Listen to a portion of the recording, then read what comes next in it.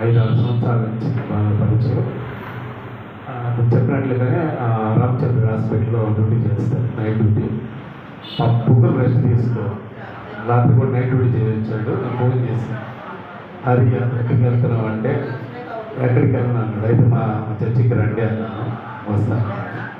వాళ్ళకి evening church ఉంటుంది, church నడిపిస్తాడు. ముత్కూరు పేరు దగ్గర చర్చి ఉంటుంది. వాళ్ళు ఈవినింగ్ వచ్చే ఆరాధన అయితే ఈవినింగ్ అలా వీళ్ళు మార్నింగ్ కలిగి ఉంటే మా చర్చికి రండి ఆహ్వానించాం. గత నెల నుంచి మన మధ్యలో వస్తూ ఉన్నాడు. కాబట్టి సహోదరుడి గురించి తన భార్య, సహోదరి, ఒక బాబు, ముగ్గురి నిమిత్తం వారి కుటుంబంతో ప్రార్థన చేయాలని ప్రభుత్వం తెలియజేస్తున్నాను. మంచిదండి. ఈరోజు మనకు తెలుసు లెంట్ డేస్లో ఉంటూ ఉన్నాం. శ్రమ దినాల్లో మన సంఘంలో కూడా ప్రతిరోజు సాయంత్రం 7 నుంచి 8 లేదా 8:30 వరకు జరుగుతూ ఉంది. చాలామంది వస్తున్నారు, కలుసుకుంటున్నారు.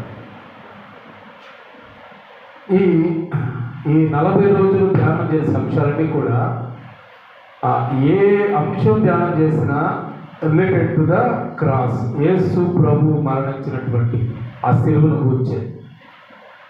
ఈరోజు the value of the cross, the value of the Christ of the cross,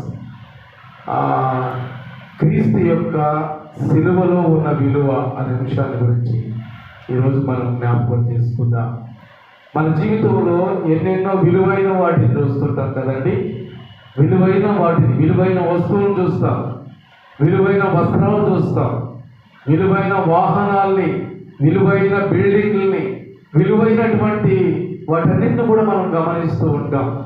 కానీ ఆ విలువ ఒకనొక సమయంలో తగ్గిపోతుంది. ఒక కారు, ₹1,00,00,000 పెట్టి ఒక కారు కొన్నా సరే 10 సంవత్సరాల తర్వాత దాని విలువ ఏమైపోద్ది? ఏమైపోద్ది? తగ్గిపోద్ది. ఇట్ విల్ బి డిక్రీజ్, అది తగ్గిపోద్ది.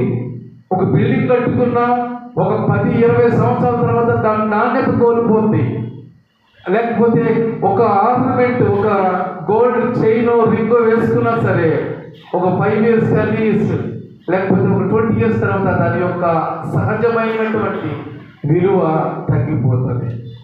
ఈరోజు సిలువ యొక్క విలువ 1వ శతాబ్దం నుంచి, అంటే ఇంచుమించు 30వ సంవత్సరం నుంచి, క్రీస్తు శకం 30వ సంవత్సరం నుంచి ఇప్పుడు 2026 వరకు సిలువకు ఉన్నటువంటి విలువ ఎక్కడ కూడా తగ్గేది తగ్గదు. ఒక వస్తువుకి తాత్కాలికమైనటువంటి వారంటీ ఇస్తాడంటే, టీవీ కొంటే ఒక 1 year, 2 years, మ్యాక్సిమం 5 years, ఆ పీరియడ్ ఆఫ్ టైంలోనే వర్క్ చేస్తుంది. దాని యొక్క వారంటీ అదే, దాని యొక్క గ్యారంటీ అదే. కానీ ఈరోజు ఎందుకు సిలువకి రోజు ప్రాధాన్యత పెరుగుతుంది? ఎందుకు సిలువకి రోజు విలువ పెరుగుతుంది ప్రపంచంలో అంటే దానికి కారణం ఏంటంటే, మన ప్రభువు, మన దేవుడు, మన రక్షకుడు అందులో మానవులందరి కొరకు, ఎంటైర్ ద వరల్డ్, ప్రజలందరి కొరకు పాప విమోచన క్రైతంగా దాని మీద మరణించింది. అంతకుముందు రోమా సామ్రాజ్యంలో సిలువ అంటే భయంకరమైనటువంటి అది మరి భయంకరంగా చూసేవారు. రోమా సామ్రాజ్యంలో సిలువ అంటేనే అసలు అంత భయం, అసలు రోమా ఆ ప్రాంతంలోనే ఉండేవారు కాదు. అంత భయంకరమైనటువంటి శిక్ష. ఉరి శిక్ష అయినా వేసేస్తే ఒక 2-3 నిమిషాల్లో ప్రాణం పోతుంది. కానీ సిలువ శిక్ష కాదు. ఇంచుమించు 6 గంటల నుండి 9 గంటల వరకు మరణ యాత్ర అనుభవించాలి. ఒంట్లో ఉన్న రక్తం, ఒంట్లో ఉన్న నీరు అంతా కూడా మొత్తైపోయి, ఎముకలన్నీ కూడా అప్పటికప్పటికి ఆవిరైపోయి, ఎంత మరణం అంటే ఎంత శిక్ష అంటే అది the history of Roman ethics అని, రోమన్ ఎంపైర్ అని ఒక బుక్ ఉంది. ఆ బుక్లో శిక్షలన్నిటికంటే అతి ఘోరమైన శిక్ష సిలువ శిక్ష. సిలువ ఒక కొయ్యను నిలువు, ఒక అడ్డ కొయ్యను, దాని మీద అది వాళ్ళ ఆచారం, అది దట్ ఈస్ ద శిక్ష, వాళ్ళు వేసేటువంటి శిక్ష తప్పులకు. అలాగే వాళ్ళు చేసినటువంటి పెద్ద ఘోరాలకు ఏమైనటువంటి ఘోరమైన శిక్ష అది. దానికోసంగా ఆ శిక్షని అనుభవించడానికి దానికోసంగా ఏమంటే ఆ కొయ్యను తయారు చేస్తారు.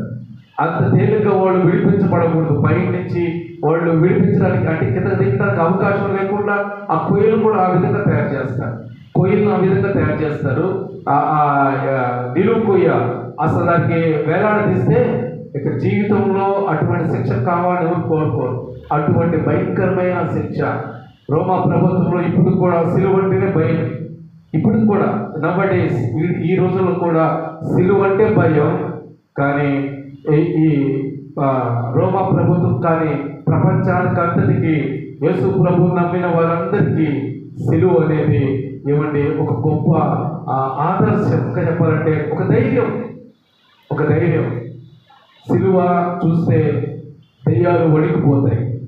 సిలువను చూస్తే దురాత్మలు పారిపోతాయి. సిలువను చూస్తే అపవిత్రాత్మలు చేతబడి చెల్లని శక్తులన్నీ కూడా గడగడలాడుతాయి. అంతకుముందు సిలువకు విలువ లేదు. క్రీస్తు 33 లోపల విలువ లేదు. సిలువకి విలువ లేనటువంటి సిలువకు యేసు ప్రభు ఆ సిలువలో మరణించడం ద్వారా it will be very value, దానికి విలువ వచ్చింది. అంతకుముందు యేసు ప్రభు సిలువలో మరణిస్తాడని దేవుడు తండ్రి అయిన దేవుడు యెహోవా దేవుడు పాత నిబంధన నుంచే ఆ సిలువ సాదృశ్యాలన్నీ చెప్పుకుంటూ వచ్చాడు. మీరు పస్కా ద ప్యాస్ ఎవర్ అంటారు, the festival of passover అంటారు. అంటే మోషే తన ప్రజలు విడిపించినప్పుడు ఒక అడ్డ ద్వారబంధానికి ఒక నిలువు గీత, ఒక అడ్డ గీత. అంటే వారు తెలియకుండానే గొర్రెపిల్ల రక్తాన్ని దేన్ని వేసేవారంటే సిలువుగా వేసేవారు. ఒక నిలువ దారబంధానికి, అడ్డ దారబంధానికి. అంటే వాళ్ళకి తెలియకుండానే యెహోవా దేవుడు వారిని సిలువ అనేటువంటి దానికి నడిపించుకుంటూ వచ్చాడు. మీరు ప్రత్యక్ష గుడారం నమూనా చూస్తే మీరు పైకి వెళ్ళి కనుక అంటే పై నుంచి ఆకాశం నుంచి ఆ పాత రోజుల్లో ప్రత్యక్ష గుడారం నమూనా చూస్తే ఆ నమూనా ఎలా ఉంటుందంటే సిలువ ఆకారంలో ఉంటుంది. అంటే యెహోవా దేవుడు ప్రతి క్షణం ఇశ్రాయేలుకి ఇండైరెక్ట్గా సిలువను చూపిస్తూ వచ్చాడు. కానీ వాళ్ళకి అర్థమయ్యేది కాదు. ప్రత్యక్ష గుడారపు నమూనా పైనుంచి కనుక చూస్తే దాని నమూనా ఎలా ఉంటుందంటే ప్రత్యక్ష సిలువ ఆకారంలో ఉండేది ప్రత్యక్ష గుడారం యొక్క నమూనా. అంత మాత్రం కాదు, వారు ఆ మరణదూత దాటిపోయేటప్పుడు వారి ద్వారబంధాలకు సిలువ గుర్తును దేవుడు వేయించాడు. అంటే సిలువను వారికి చూపిస్తూ ఉన్నాడు. ఎందుకంటే నా కుమారుడిని పంపిస్తాను, ఆయన ఈ సిలువ మీదే వేలాడతాడు. మనుషులందరికీ పాప విమోచన క్రయధనము ఎక్కడ దొరుకుతుందంటే సిలువలోనే దొరుకుతుందని యెహోవా దేవుడు ఆయనకు అవకాశం వచ్చి ఇశ్రాయేలుకు అవకాశం వచ్చినప్పుడల్లా సిలువను ముంగుర్తుగా చూపించుకుంటూ వచ్చాడు. మీరు కావాలంటే మీరు పరిశీలన చేయండి. ఆ టైంలో ప్రత్యక్ష గుడారపు నమూనా ఆ విధంగా ఉండేది. అతి పరిశుద్ధ స్థలం ఆవరణం ఇటువైపు ఒక్కది, అటువైపు ఒక్కది. తీరా ఆ రూపం ఎలా ఉండదంటే సిలువ రూపం. ఎందుకు ప్రభు చూపించుకుంటూ వచ్చాడంటే ఈ సిలువే ప్రపంచమాన వాళ్ళకి ముక్తి అనేటువంటి ఒక నిర్ణయం. చాలా మంది యూట్యూబ్లో మాట్లాడుతున్నారు. ఏమని మాట్లాడుతుంటే ఒక అనామకుడు అతని గురించి నాకు చెప్పడం కూడా ఇష్టం లేదు. ఒక వ్యక్తి, ఒక దరిద్రుడు మాట్లాడతాడు. సిలువలో యేసు ప్రభు అంట 3 మేకులు ఏమండి పీకోలేకపోయాడని మాట్లాడతాడు. ఏమండి సిలువలో ఉన్న విలువ అతనికి ఎలా తెలుస్తుంది? సిలువ క్రిందకు వస్తే దాంట్లో ఉన్నటువంటి విశిష్టత, రుచి. అందుకనే 33వ కీర్తన అనుకుంటా చదవబడలేదండి, 5-6 వచనాల్లో యెహోవా ఉత్తముడని రుచి చూసి తెలుసుకోవాలి. You have to taste it. దాన్ని రుచి చూస్తే కానీ దాని విలువ, దాని రుచి, దాని మాధుర్యం మనకు అర్థం కాదు. దూరంగా ఉన్నంత సేపు దాని యొక్క రుచి అది తీయగా ఉంటుందా, పుల్లగా ఉంటుందా, ఉప్పుగా ఉంటుందా, చేదుగా ఉంటుందా, తిని చూస్తే కదా తెలిసేది. తినకున్నంత సేపు దాని రుచి తెలియకున్నంత సేపు దాని గురించి మనకు తెలియదు. ఈ వ్యక్తి కూడా అంతే. యేసు ప్రభువుని రుచి చూస్తే దాని విలువ తెలుస్తుంది, దాని యొక్క అనుభవం తెలుస్తుంది, దాని యొక్క విలువైనటువంటి ఏమండి ఆ రహస్యాలు, ఆ సిలువలో ఉన్నటువంటి ఆ రహస్యాలు మనకు తెలుస్తాయి. దూరం నుంచి చూసి సిలువ అనుకుంటే కుదరదు. సిలువ కిందకి రావాలి. సిలువ కిందకు వస్తే సిలువను మనం మోయగలిగితే మన జీవితం ఎలా ఉంటుందంటే ఒక అద్భుతమైనటువంటి ఏమంటే ఆశ్చర్యకరమైన రీతిలోకి మన జీవితాలు నడిపించబడతాయి. చూడండి మత్తయి సువార్త ఒకసారి 16వ అధ్యాయం 24వ వచనాన్ని ఒకసారి మనం జ్ఞాపకం చేసుకుందాం. మత్తయి సువార్త 16వ అధ్యాయం 24వ వచనం. అప్పుడు యేసు చూడండి, అప్పుడు యేసు తన శిష్యులను చూచి, ఎవడైనను నన్ను వెంబడింపగోరిన యెడల తను తాను ఉపేక్షించుకొని తన సిలువనెత్తుకొని నన్ను వెంబడింపవలను. చాలండి. యేసు ప్రభు వారు తన శిష్యులకు చెప్తున్నాడు, అయ్యా మేము మా కుటుంబాన్ని వదిలిపెట్టి వచ్చాం, మా తల్లిదండ్రులను వదిలిపెట్టి వచ్చాం, మేము చేసే పని వదిలిపెట్టి వచ్చాం, అంతటిని వదిలిపెట్టి నువ్వు పిలిచావని కేవలం నీ మాట ప్రకారం వచ్చావు, అయితే మాకు ఏంటి ప్రతిఫలం అన్నప్పుడు ప్రభు చెప్పుకుంటూ వస్తాడు, ఎవరైతే తను ఉపేక్షించుకొని వారి మీద వారి సిలువనెత్తుకొని నా కోసం నడుస్తారో వారు ఇహమందు పరమందు గొప్పగా ఆశీర్వదించబడతారని కింద చెప్పుకుంటూ వచ్చాడు. పై నుంచి ఇంచుమించు మీరు చదవండి. 16వ అధ్యాయం అంతా కూడా 23వ వచనం వరకు యేసు ప్రభు వారికి ఏమి ఇవ్వబోతున్నాడో, వారిని ఎలా తప్పి చేయబోతున్నాడో, వారిని ఎలా నడిపించబోతున్నాడో ఈ విషయాలన్నీ కూడా అక్కడ చెప్పబడతాయి. అయితే ఈరోజు ఎవరైతే వారు సిలువను ఎత్తుకొని ప్రభు కొరకు నడవాలని ఆశపడతారో నిజంగా వారి దేవుడు తన యొక్క ఆధీనంలోకి తీసుకుంటాడు, తన యొక్క పర్యవేక్షణలోకి తీసుకుంటాడు, తన యొక్క సహవాసంలోకి, తన యొక్క సన్నిధిలోకి తీసుకోవడానికి ఆయన ఇష్టపడుతున్నాడు. ఈరోజు మన సిలువ ఏమండి, మన సిలువను ఎత్తుకోవడం మనం నేర్చుకోవాలి.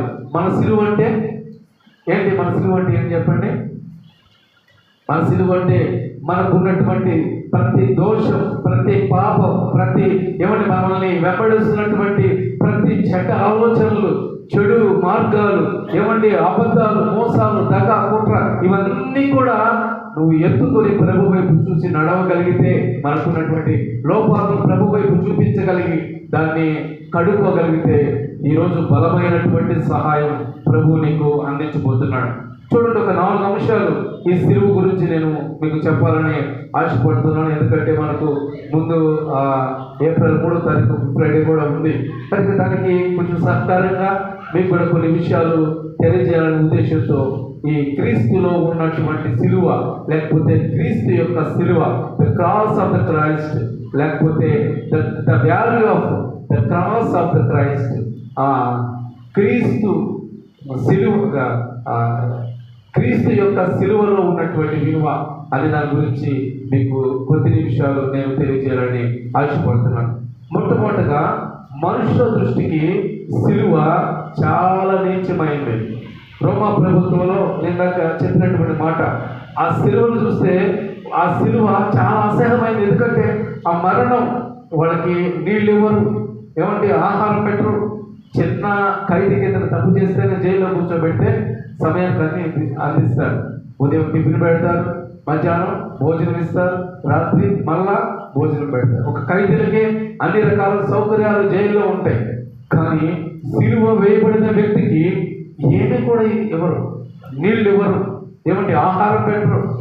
లోపల ఉన్నటువంటి 5 లీటర్ల రక్తపు బొట్టు, ఆఖరి బొట్టు కారేంత వరకు అలాగే వేలాడుతూ ఉంటారు. అలాగే బాధ అనుభవించాలి, అలాగే చనిపోవాలి.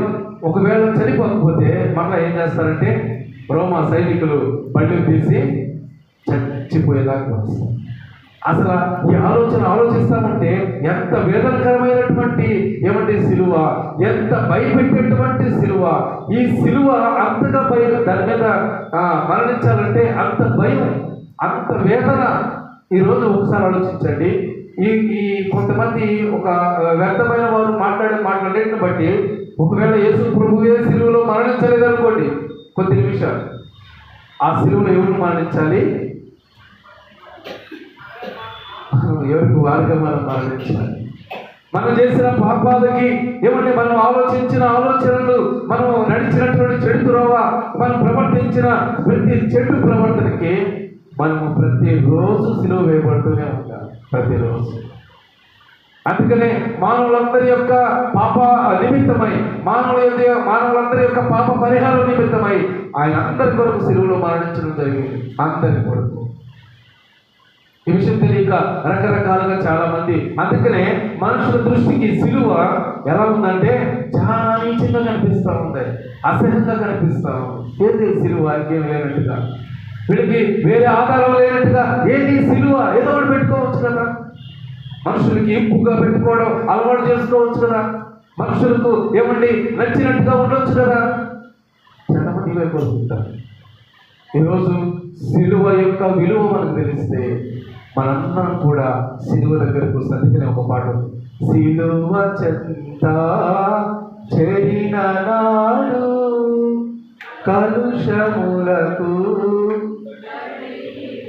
కలుషములను కడిగివేయును.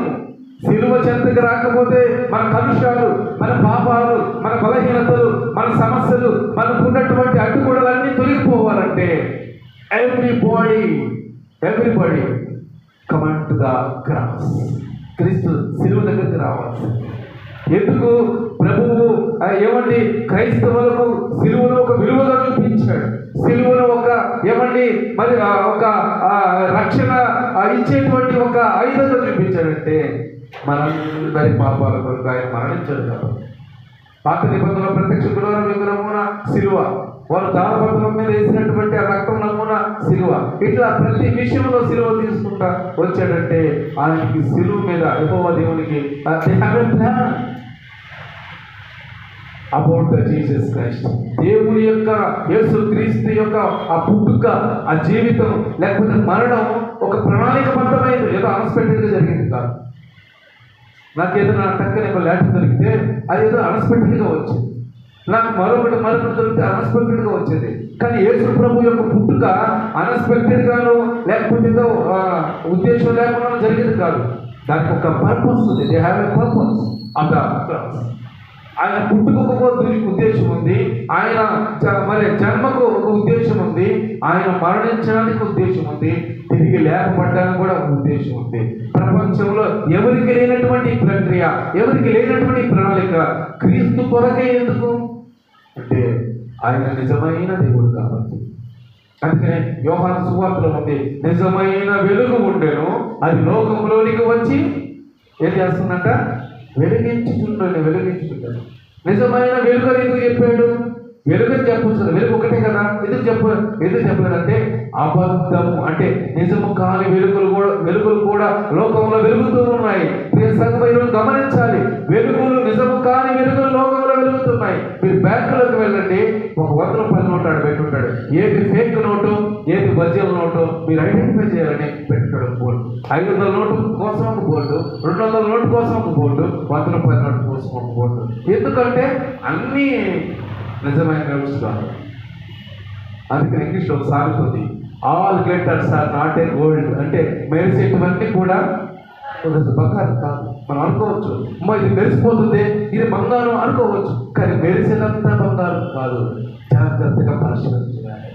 Which is the real gold, real ornament or fake ornament. We have to identify that ornament. మనం ఐడెంటిఫై చేయగలగాలి, మనం గుర్తించగలగాలి. నిజమైంది ఏదో నిజం కానిది ఏదో మనం గుర్తించగలగాలి. ఈ రోజుల్లో నిజం కాని వారు లోకాన్ని వెళ్తూ ఉన్నారు, నిజం కాని వారు లోకాన్ని ఏమండి మభి పెడుతున్నారు, భ్రమపరుస్తున్నారు.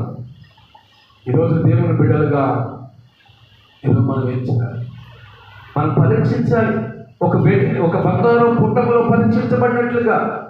ఏమంటే ఒక బంగారం ఫస్ట్ అది బిస్కెట్ అంటే ఒక బిస్కెట్ రూపంలో కాకముందు అది ఎలా ఉంటుందంటే ఒక వెండిలాగా లేకపోతే ఒక మట్టి ముద్దలాగా ఉంటుంది. ఆ మట్టి ముద్దను ఏమంటే బంగారంగా మార్చడానికి దాన్ని పుట్టకలో వేయాలి, ఒక ఆర్నమెంట్గా మార్చాలి, పుట్టకు వేయాలి. ఈ రోజుల్లో కుటుంబ వేయబడిన జీవితంగా మన జీవితం ఉంటే ఏమంటే మన జీవితాలు ప్రకాశిస్తాయి, మన జీవితాలు దేవుని కొరకు ఒక ప్రత్యేకమైనటువంటి స్థానంలో ఉంటాయి. అలా ఉండాలంటే మనం ఏం చేయాలి తెలుసా? ఈరోజు సిలువు కిందకి రావాలి. యుద్ధం అండర్ ద క్రాస్, సిలువు కిందకి రావాలి. అందుకనే సిలువ ఏమంటే మనుషుల దృష్టికి వెరితనం రావచ్చు, కానీ క్రైస్తవులకు ఒకసారి చూడండి ఆ మాట చూద్దాము. మొదటి కొరింథీయులకు రాసిన పత్రిక 1వ అధ్యాయం 18వ వచనం. మొదటి కొరింథీయులకు రాసిన పత్రిక 1వ అధ్యాయం 18వ వచనం. సిలువను గూర్చిన వార్త చూడండి, సిలువను గూర్చిన వార్త నశించుచున్న వారికి వెరితనమే, వారికి వెరితనమే. సిలువను ఏమండి మనుషుల దృష్టికి వెరితనంగానే ఉంది, నీచంగానే ఉంది. సిలువను కూర్చిన వార్త నశించుచున్న వారికి, లోకానికి, లోకములో ఉన్న వారికి, లోకములో ఉన్నటువంటి మరి రక్షించబడిన వారందరికీ వెళ్తానే. కానీ చూడండి, రక్షించబడుతున్న మనకు it is the strength of the God, దేవుని శక్తి. ఈ రోజు ఆ శక్తిని పొందుకోవాలంటే ప్రియ సంగమా సిలువ దగ్గరికి రావాల్సిందే. కమాండ్ అంటు ద క్రాస్, సిలువ దగ్గరికి రావాల్సిందే. సిలువ మన జీవితాలకు విలువనిస్తుంది. ఏమండి గత కాలంలో కూడా చెప్పా, నా జీవితంలో సిలువ రాకపోతే ఏమండి నా జీవితం అత్యంత నీచమైంది, అసలు నిజంగా ఎందుకు పనికిరాని నా జీవితం. సిలువ దగ్గరకు వచ్చిన తర్వాత యేసు ప్రభు నిలబెట్టాడు. ఒక మనిషిగా ఏమండి ఒక అందరికి పనికొచ్చే మనిషిగా నిలబెట్టాడంటే that is the value of the cross.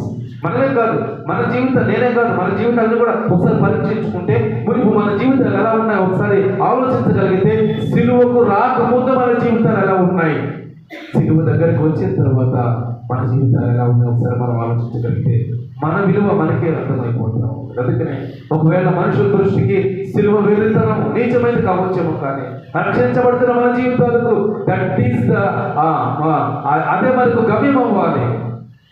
సిలువ లేని రోజు మన జీవితాలకి అసలు ఏమీ లేదు. ఒకసారి 1998లో నేను 8th క్లాస్ చదువుతున్నాను. చదువుతుంటే అప్పుడు మమ్మీ సినిమా వచ్చింది, దెయ్యాలు తిరుగుతారు కదా మమ్మీ. అప్పుడు మంటాక్స్ అని విజయ్ మార్క్స్ ఉండేది. మామూలుగా క్లాస్లో టికెట్లు ఇచ్చేవారు, 3 రూపాయలు 2 రూపాయల టికెట్ తెచ్చి ఇచ్చేవారు అందరికి. అందరూ తీసుకున్నారు, నేను తీసుకోవాలి. ఎందుకంటే ఫస్ట్ నుంచి నేను యేసు ప్రభువుని ఎరగనప్పటి నుంచి కూడా సినిమాలకు వెళ్ళేవాడిని కాదు. నాకు ఫ్రెండ్స్, నా ఫ్రెండ్స్ అందరూ వచ్చి మామూలు ఆంటీ ఇదిగో ఈ అబ్బాయి రావట్లేదు సినిమాకి, మేమందరం పోతున్నాం రండి.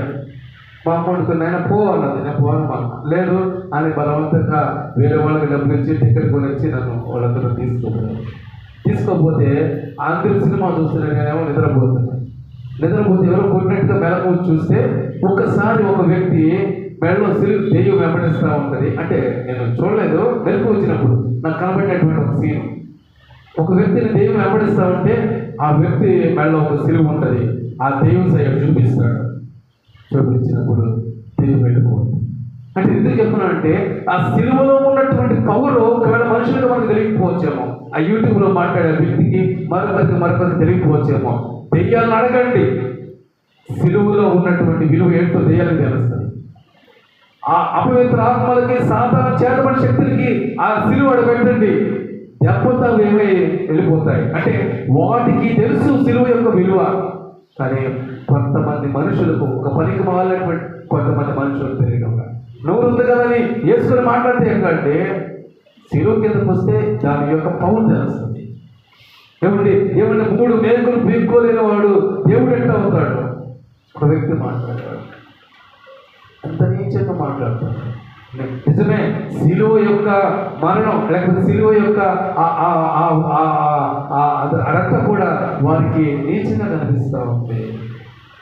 అందుకని ఈరోజు మనం ఆలోచించాలి, సిలువకి ఎందుకు రాకపోతే మన జీవితాలు ఎటువంటి విలువ కూడా ఉండవు. అందుకని సిలువలో విలువ ఒకటి, మనుషుల దృష్టికి సిలువ మరణము నీచముగా కనిపిస్తూ ఉంది, మనం చూసుకున్నాం. అది యూదులను కూడా మనం చూస్తాం. ఈ రోజుకి చాలా మంది యూదులు సిలువ అంటే వారికి అసహ్యంగానే కనిపిస్తాం. అన్నిలైతే అసలు పోలేదు.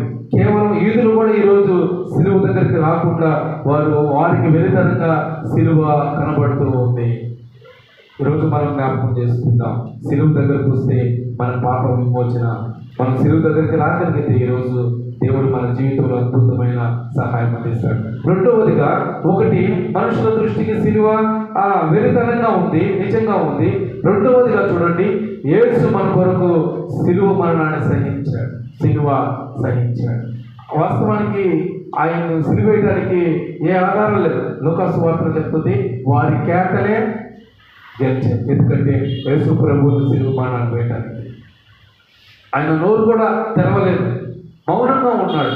మౌనంగా ఉన్న తర్వాత ఆయన పిల్లలు తగ్గినప్పుడు వేరే చిన్న 2-3 కొరడా దెబ్బలు, లేకపోతే ఒక 20 కొరడా దెబ్బలు కొట్టి వదిలేస్తాంలే అని అనుకున్నాడు. కానీ మనుషులందరూ ఒక్కసారిగా సిలువ వేయాలి. ఎందుకంటే అప్పట్లో సిలువ మరణం అంటే బహుభయంకరమైన మరణం.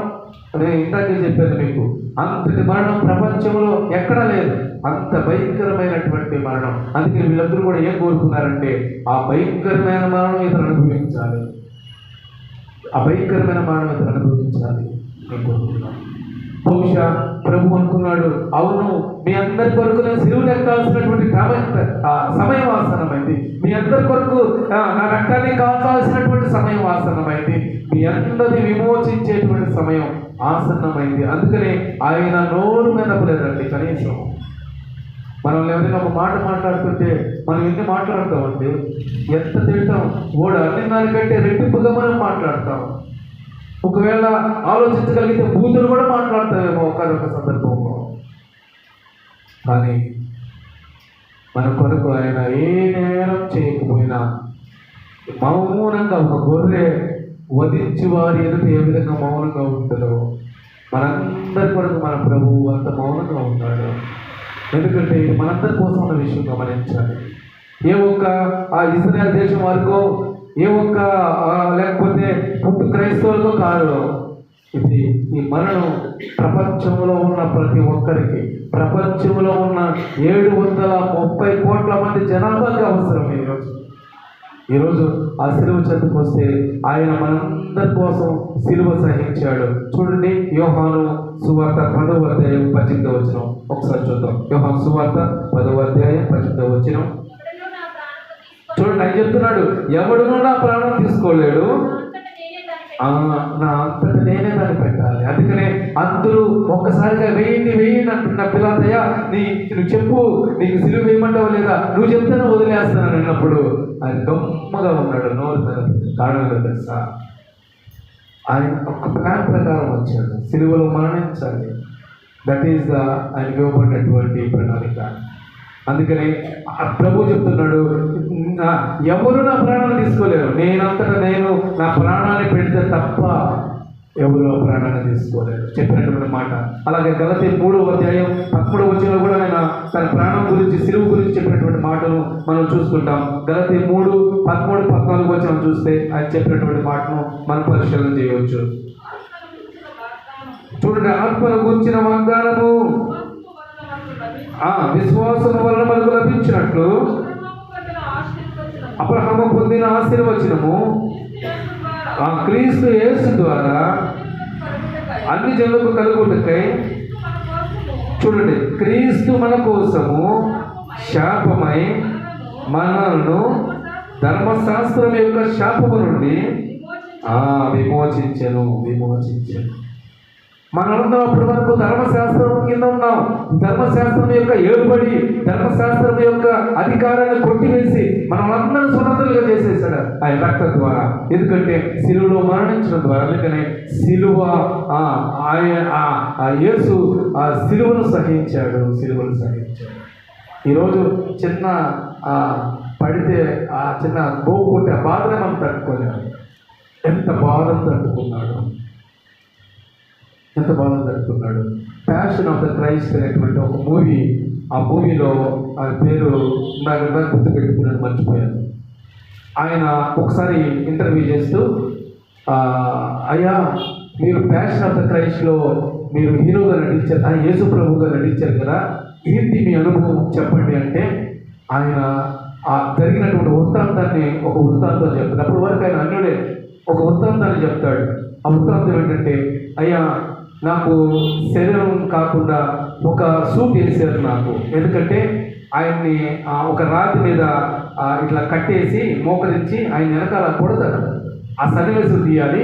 అప్పుడు నిజంగానే ముళ్ళున్నటువంటి దాన్ని కొడతారు. అది కొట్టినప్పుడు నాకు తగలకుండా ఒక సూట్ వేస్తారు నాకు, ప్లాస్టిక్ సూటు. అది అంటే ముళ్ళది కొట్టి తీసినప్పుడు ఆ ప్లాస్టిక్ చెప్పే వస్తుంది తప్ప నాకు అసలు దెబ్బ తగలదు. అయితే ఆ సీన్లో నేను నటిస్తున్నాను, నేను అట్లా ఉన్నాను. ఉంటే ఆ పుల్లది కొడతారు, వాళ్ళు బలంగా కొడతారు. కొట్టినప్పుడు ఆ ప్లాస్టిక్ యొక్క ఆ సూట్లో నుంచి నా చర్మం లాగేసింది. దాన్ని బట్టి నేను 2 నెలలు హాస్పిటల్లో ఉన్నాను. ఆగిపోయింది ఆ సినిమా అన్నాడు. ఏది మీకు తగిలిందా అంటే, అవును ప్లాస్టిక్. అది ఎంత మందంగా ఉంటుందంటే 2 అంగుళాల మందం ఉంటుందంట.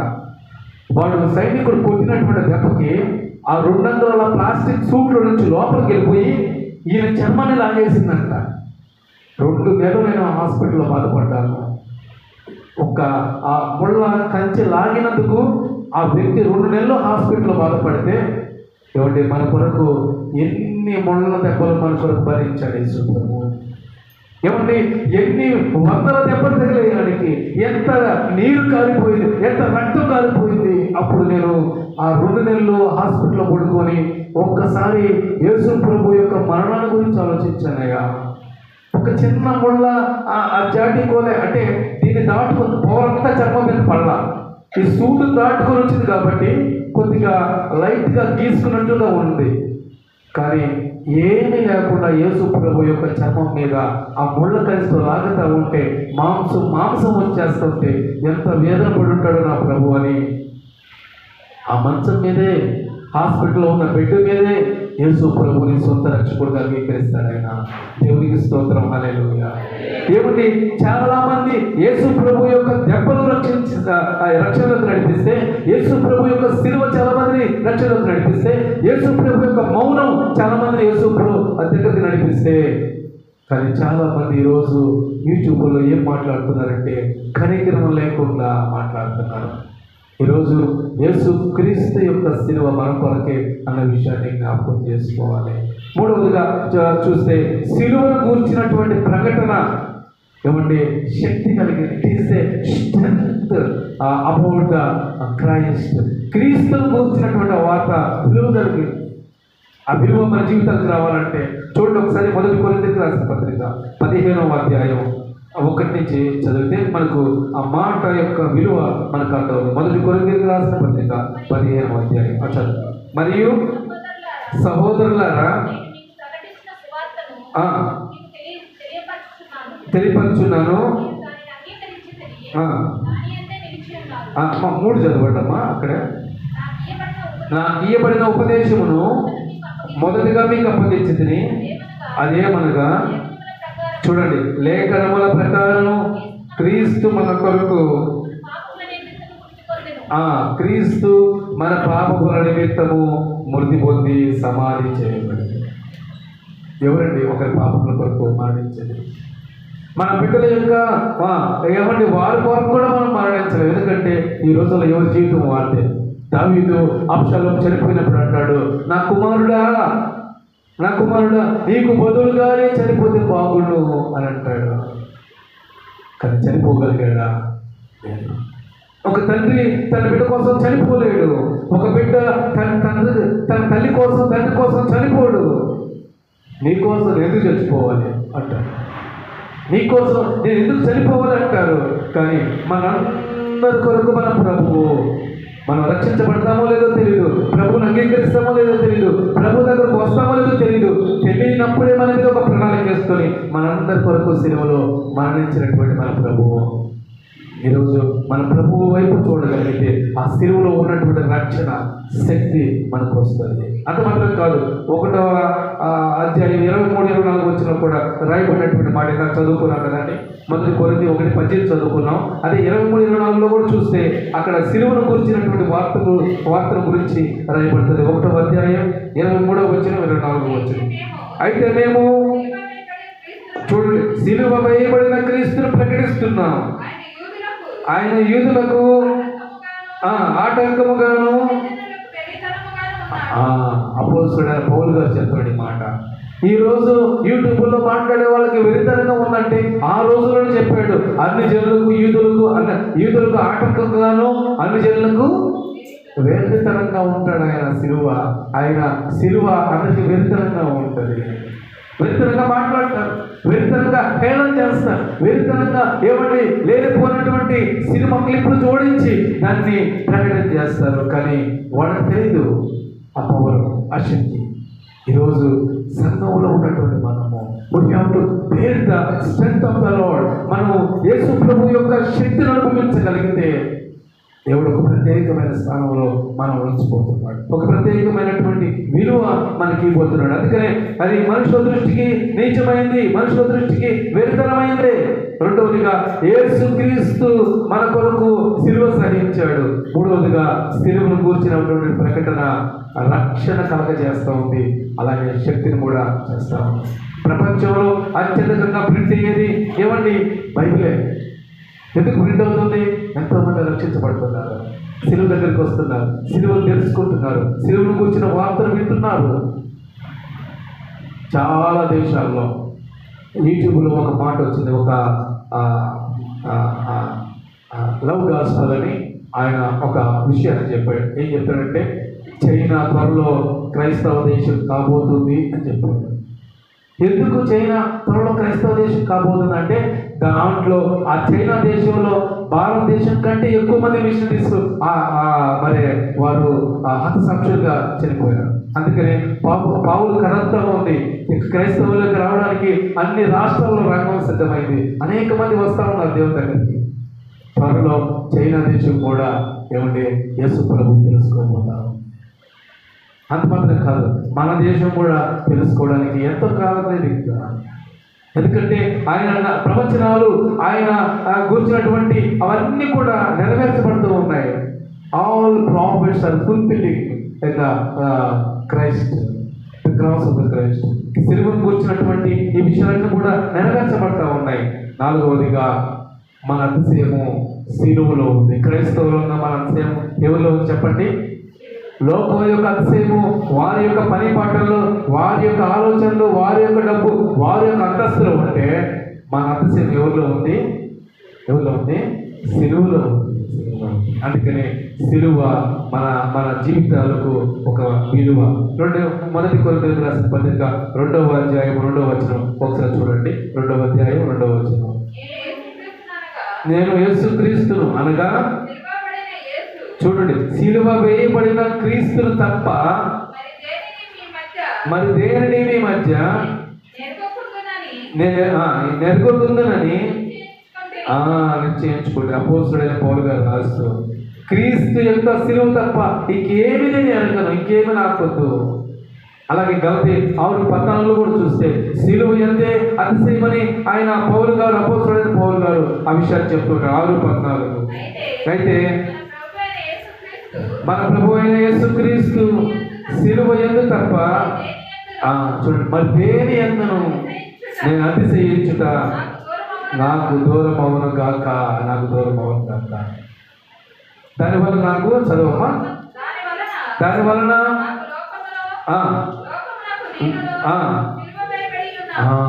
ఈరోజు పౌలు గారు అంటాడు, ఒకవేళ సిలువ ఎంత తప్ప ఇంక దేని ఎందయని ఆశ్రయించబడితే వెంటనే నేనేమైపోతాను? సిలువ వేయబడతాను. ఈరోజు మనం ఆలోచించుకుందాం, మన అతిశయం దేంట్లో, మనకున్న శక్తి దేంట్లో, ఆ సిలువ మన జీవితానికి ఏ విధంగా ఉపయోగపడుతున్న విషయాలు మనం జ్ఞాపకం చేసుకుంటే ఈరోజు దేవుడు అద్భుతమైన ఆదరణ, అద్భుతమైన సహాయం మనకిచ్చి ఆయన లేకపోతున్నాడు, బలపరచిపోతున్నాడు. ఈరోజు ఆలోచిద్దాం. చాలా మంది సిలువ గురించి ఏదో అనాలోచితంగా ఉంటారు, కానీ ఈ సిలువ మన జీవితాలకు విలువ. సిలువ లేకపోతే మన జీవితాలు ఏమండి ప్రకాశించబడలేవు. క్రైస్తవులంగా మనం ఎదుటి వారికి తెలియాలంటే బికాస్ ఆఫ్ ద క్రాస్. ఒక ఆయన పాట పాడతాడు, నేను ప్రభు దగ్గరకు వచ్చానంటే నా వెనుక సిలువ, నా ముందు క్రీస్తు ఉన్నాడండి. వెనకాల సిలువ ఉంది, నన్ను నెడతా ఉంది. నువ్వు లోకంలో నా కొరకు జీవించడం నడుతుంది. ముందుకు ఒకవేళ నేను రాలేకపోతే ఆయన చేయబడిన నడుపుతున్నాడు క్రీస్తు. లోకం కొరకు నీ జీవితాన్ని జీవించుకో, నా కొరకు జీవించాలని నడుపుతున్నాడు. వెనకేమో సిలువ, ముందేమో క్రీస్తు. ఈరోజు మనం ఒక ప్లాన్ చేసుకుంటాం. ప్రణాళికబద్ధంగా మన జీవితాన్ని ప్రభు కొరకు సమర్పించుకుంటే తప్ప ఎవరి మన జీవితంలో ఒక ప్రత్యేకమైన స్థానం రాదు దేవుని కోసం, ఒక ప్రత్యేకమైన విలువ రాదు మన దేవుని కోసం. ఉండాలంటే దే హ్యావ్ ఎ ప్లాన్. ఒక ప్రతిదానికి ప్రణాళిక వేసుకోవాలి. ఆ ప్రణాళిక ప్రకారం మనం నడవగలిగితే దేవుడు ఒక అద్భుతమైనటువంటి ఆలోచన ఇస్తాడు. ఇంగ్లీష్లో ఒక పాట ఉంది, నో టర్నింగ్ బ్యాక్ అని ఒక పాట ఉంది. ఆ పాట తెలుగులో నాకు ఎన్ని అవమానాలు ఎదురైనా నేను వెనక్కి తిరగను, no turning back, no turning back. ఈరోజు మనకి ఎన్నో అవమానాలు వస్తుంటాయి యేసు ప్రభువు నమ్మినందుకు, ఎన్నో వేదనలు వస్తుంటాయి, ఎన్నో అనారోగ్యాలు, ఎన్నో సమస్యలు, ఎన్నో ఆర్థికపరమైనటువంటి ఇబ్బందులు, ఒక్కోసారి మన చేతుల్లో ఏమీ లేనటువంటి స్థితి అయినా సరే నో టర్నింగ్ బ్యాక్. నువ్వు వెనక చూడకు, ముందుకేనే పైకి ఉండాలి.